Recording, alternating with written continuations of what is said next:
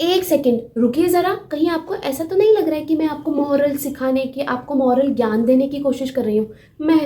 मैं आपको मॉरल सिखाऊंगी क्या? भाई मैं खुद ही इतनी अच्छी नहीं हूँ कि मैं किसी को मॉरल सिखा सकूँ। ना ही मेरे इतने अच्छे कर्म हैं, ना ही मेरे अंदर इतना ज्ञान है कि मैं किसी और को मॉरल सिखा सकूँ।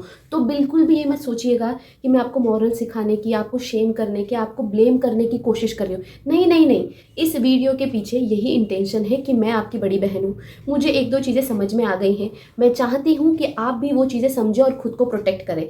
आप इस चैनल पर जो भी कंटेंट देखें, चाहे वो कोई वीडियो हो, कोई शॉर्ट्स हो, कोई पोस्ट हो, उसके पीछे बस यही इंटेंशन है कि मैं आपकी बड़ी बहन हूँ और दो तीन चीज़ें मुझे समझ में आ गई हैं। मैं चाहती हूँ कि आप भी उन चीज़ों को समझें और खुद को प्रोटेक्ट करें। अगर मेरी छोटी बहन होती, उससे भी मैं सेम बातें करती, सेम टोन में बात करती, सेम वर्ड्स का यूज़ करती, और वो तो फिजिकली मेरे सामने प्रेजेंट भी होती तो उसके एक दो चपेटे भी लगा देती मैं। इस चैनल को शुरू करने के पीछे ही ये इंटेंशन था कि भैया हम पहली बात तो ओपन डिस्कशन कर सकें और हम किसी को जज ना करें, किसी को ब्लेम ना करें, किसी को शेम ना करें, और जिन चीज़ों से मैं स्ट्रगल कर रही थी उन चीज़ों से कोई और स्ट्रगल ना करे। इट्स नेवर यू वर्सेस मी, हम एक ही टीम में हैं, समझे? हमें जीतना है। ओके, नमस्कार, कैसे हैं आप सब? आई होप सब बढ़िया चल रहा हो, और कहीं भी कुछ गड़बड़ी हो तो समय के साथ वो सही हो जाए। इट्स मी अरुषि, और अगर किसी कारणवश आपको मुझसे 1-on-1 सेशन चाहिए, 1-on-1 कोचिंग चाहिए, कोई ऐसी बात है जिसको आप पब्लिक प्लेटफॉर्म पर डिस्कस नहीं करना चाहते और पर्सनली मुझसे बात करना चाहते हैं, तो आप हमें इस ईमेल एड्रेस पर ईमेल कर सकते हैं। चलिए अब डिस्कस करते हैं इस वीडियो के सबसे इंपॉर्टेंट पॉइंट को, why hookup culture is more dangerous for us women. और अपने दिमाग से बिल्कुल ये परसेप्शन निकाल दो कि मैं आपको ब्लेम करने का, आपको शेम करने की कोशिश कर रही हूँ, या मॉरली इस पॉइंट को डिस्कस कर रही हूँ, या मैं बहुत पिछड़ी सोच की हूँ, मेरी सोच बहुत छोटी है और मुझे ऐसा लगता है कि घर की इज्जत लड़कियों पर टिकी है, इसीलिए उन्हें ये सब नहीं करना चाहिए। नहीं नहीं नहीं, हम बहुत लॉजिकली इस पॉइंट को डिस्कस करेंगे, और जब हम इन पॉइंट्स को डिस्कस करेंगे तो आप ओपन माइंडेड रहना, ठीक है? ऑफेंस मत लेना। रीज़न नंबर 1, हमारी बॉडी ही इस प्रकार से डिज़ाइन की गई है। अगर आप हुकअप कल्चर में इन्वॉल्व होते हैं या बिना सामने वाले को जाने फिजिकली इंटीमेट होते हैं, तो ज़्यादा डेंजरस ये चीज़ किसके लिए? हम लड़कियों के लिए। क्यों? क्योंकि आप कंसीव करोगे, आप रिसीव करोगे। एसटीडीज होने के चांसेस ज़्यादा किसको हैं? आपको। और आई नो इस चीज़ का सोल्यूशन है और आप गायनेकोलॉजिस्ट के पास जाकर दोबारा से हेल्दी हो सकते हो, बट इतना रिस्क क्यों लेना है जब आपको पता है कि कोई चीज़ करने से मेरी हेल्थ खराब हो सकती है? आप वो चीज़ क्यों करोगे? ठीक है, बहुत ज़्यादा चांसेस हैं कि अगर आप किसी के साथ हुकअप करते हो तो आपको दोबारा उस इंसान की शक्ल देखने को भी ना मिले, बट एज अ वुमेन ये चांसेस भी तो है कि आपको अनवांटेड प्रेगनेंसी होती है। और अगर आपको अनवांटेड प्रेगनेंसी हो गई तो ठीक है, मानते हैं कि आप अबॉर्शन करवाने जा सकते हो, बट क्या अबॉर्शन करवाना हलवा पूरी खाने जितना इजी है? नहीं, इट्स अ पेनफुल प्रोसेस। आपको दुख होगा, आपको दर्द होगा, आपको तकलीफ होगी। आप किसी शिशु को मारोगे वो तो अलग चीज़ है, वो तो अलग बात है, उसे आप छोड़ दीजिए, बट आपकी बॉडी कितने ज़्यादा पेन से गुजरेगी इसका आपको कोई अंदाज़ा भी है? तो रिस्क फैक्टर किसके लिए ज़्यादा है? हम लड़कियों के लिए। इसीलिए हमें सोच समझ कर डिसीजन लेना है। अब हमारी बॉडी ही इस प्रकार से बनी है तो आप क्या कर सकते हैं? अब आप किससे लड़ोगे इस बारे में कि आपने हमारी बॉडी ऐसी क्यों बनाई? अब तो बन गई, आपकी बॉडी है ही ऐसी। और मैं ये नहीं कह रही हूँ कि लड़कों को इन सब चीज़ों में इन्वॉल्व होना चाहिए, ये चीज़ सबके लिए ही डेंजरस है। कितनी ज़्यादा स्टडीज़ हो गई है कि जो लोग हुकअप कल्चर में इन्वॉल्व होते हैं सबकी मेंटल हेल्थ की बैंड बजती है। कोई भी इंसान जो हुकअप कल्चर में रहा है उसके लिए लॉन्ग टर्म रिलेशनशिप सस्टेन करना मुश्किल होते हैं। बट एज अ बड़ी बहन तो मैं आपको यही सलाह दूंगी ना कि भैया लड़के जो कर रहे हैं उन्हें करन दो। तू सोच समझ कर डिसीजन ले।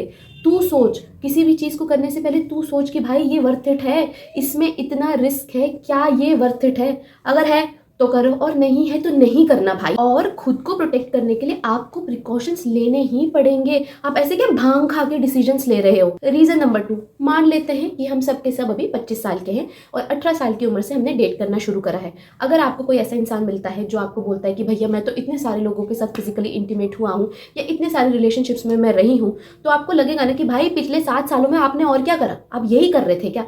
ना आपने अपनी एजुकेशन पे ध्यान दिया, ना आपने अपने करियर पे ध्यान दिया, ना आपने अपने हेल्थ पे ध्यान दिया। आपके पास बस एक ही चीज़ है फ्लेक्स करने के लिए, वो ये है कि भैया मैं तो इतने सारे लोगों के साथ फिजिकली इंटीमेट हुआ हूँ। तो क्या बड़ी बात है ये? आप और क्या कर रहे थे पिछले 7 सालों में? कुछ भी नहीं, कुछ भी नहीं किया आपने।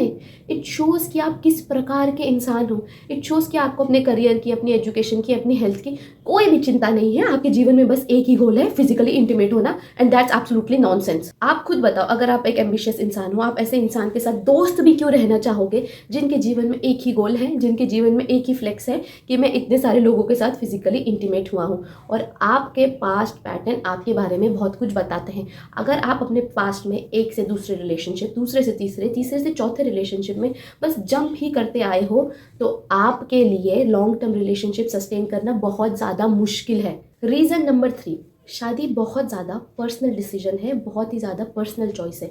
हर किसी के अलग अलग प्रायोरिटीज़ होती है, हर किसी की अलग अलग चॉइस होती है। अगर किसी लड़के की ये चॉइस है कि उनके वाइफ के प्रीवियसली बस 1 या 2 रिलेशनशिप हो, तो आप उसके लिए उन्हें शेम नहीं कर सकते, उन्हें ब्लेम नहीं कर सकते, उन्हें ऐसा नहीं बोल सकते कि भाई आपकी तो बहुत ज़्यादा छोटी सोच है, आप तो बहुत ज़्यादा इनसिक्योर हो, आप तो बहुत ज़्यादा पिछड़ी सोच के हो। नहीं, उनकी शादी है, उनका पर्सनल डिसीजन है, उनकी जो चॉइस है, उनकी जो प्रायोरिटीज़ है, उसके लिए आप उन्हें ब्लेम थोड़ी करोगे। जैसे सेम अगर किसी लड़की की ये चॉइस है कि भैया उनके पार्टनर 6 फिगर में अर्न करे, तो आप उस लड़की को भी शेम नहीं कर सकते। उसी प्रकार से अगर कोई लड़का आपको इस कारणवश रिजेक्ट करता है कि आप हुकअप कल्चर में इन्वॉल्व थे, तो उसके लिए आप उन्हें ब्लेम नहीं कर सकते। ये नहीं बोल सकते कि भैया तुम तो इनसिक्योर हो, तुम्हारी जो छोटी सोच है। ये क्या मतलब है? अगले की भी तो इच्छा है कि नहीं है।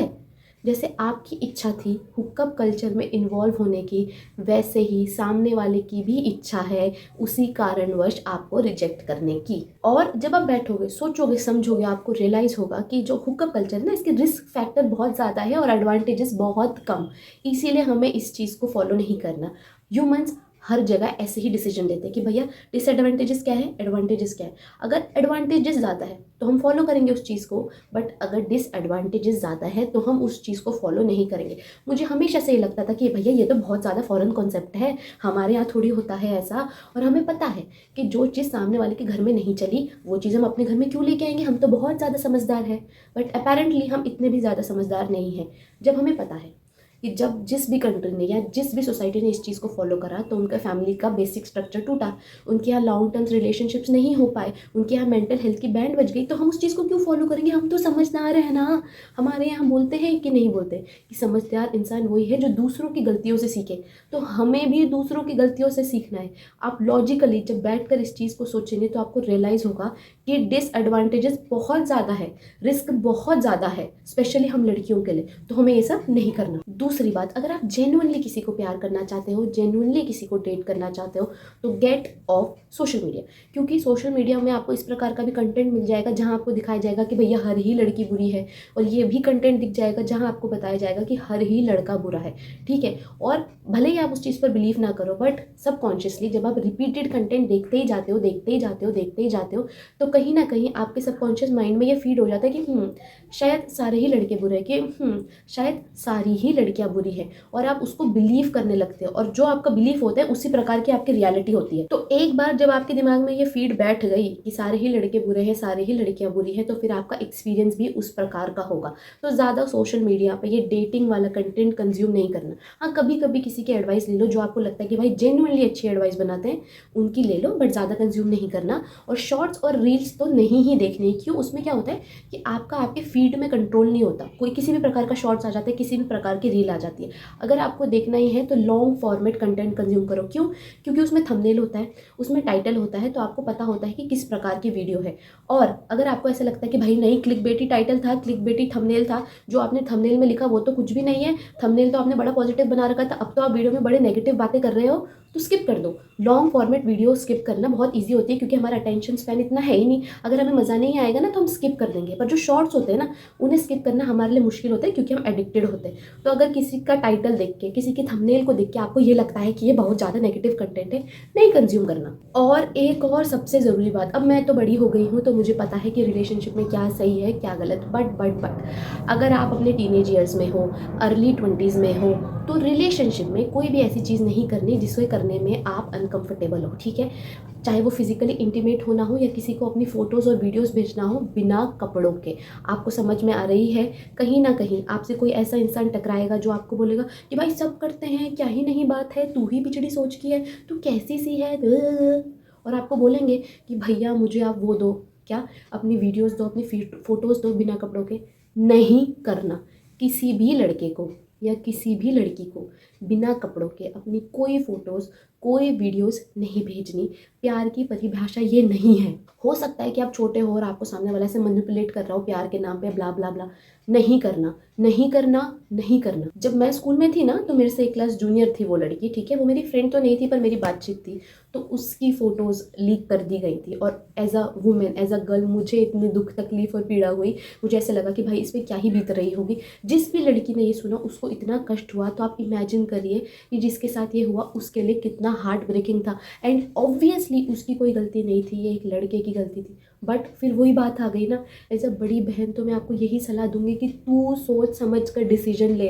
ऐसा कुछ नहीं करना रिलेशनशिप में जो करने में आप अनकंफर्टेबल हो। प्यार की परिभाषा ये नहीं है कि आप अपनी फ़ोटोज़ भेजो, वीडियोज़ भेजो या फिजिकली इंटीमेट हो, ऐसा कहीं नहीं लिखा।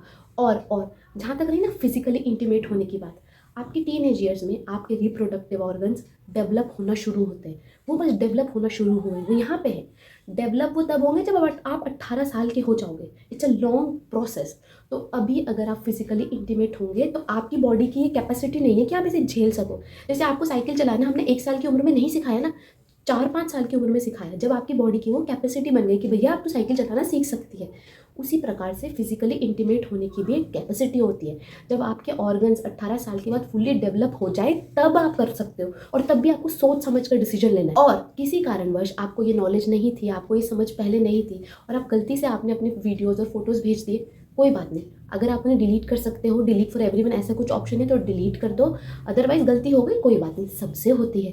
मुझसे भी हुई है, आपसे भी हो गई, कोई बात नहीं। आप तो बच्चे हो, अब तो ऑलरेडी इतने मासूम हो, गलती हो गई, कोई बात नहीं। दोबारा से वो गलती रिपीट नहीं करनी। और अगर कोई आपको इस चीज़ पर ब्लैकमेल कर रहा है, डरने की कोई ज़रूरत नहीं है, किसी से नहीं डरना है, ठीक है।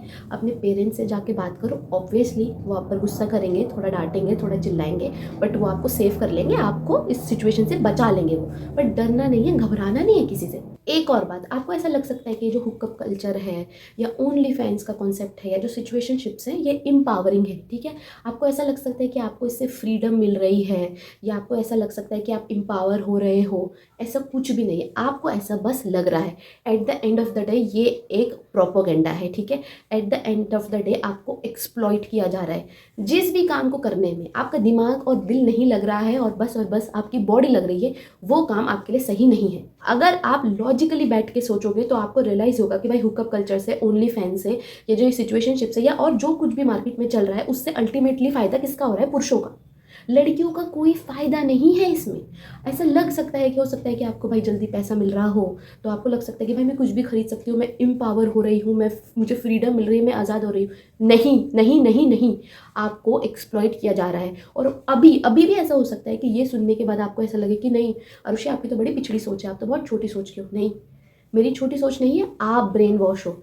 आपको इतना ज़्यादा ब्रेन वॉश कर दिया गया है कि आप अपने एक्सप्लॉइटेशन को अपना एम्पावरमेंट मान रहे हो, और यही सबसे ज़्यादा डेंजरस है। जब तक आपको अपना एक्सप्लॉइटेशन लगता है तब तक फिर भी ठीक है। क्यों? क्योंकि एटलीस्ट आप उसके खिलाफ जंग लड़ते हो, आप उसके खिलाफ लड़ाई करते हो। बट जब आपको अपना एक्सप्लॉइटेशन, अपनी फ्रीडम लगने लग जाए, तो उससे ज़्यादा डेंजरस कुछ भी नहीं होता।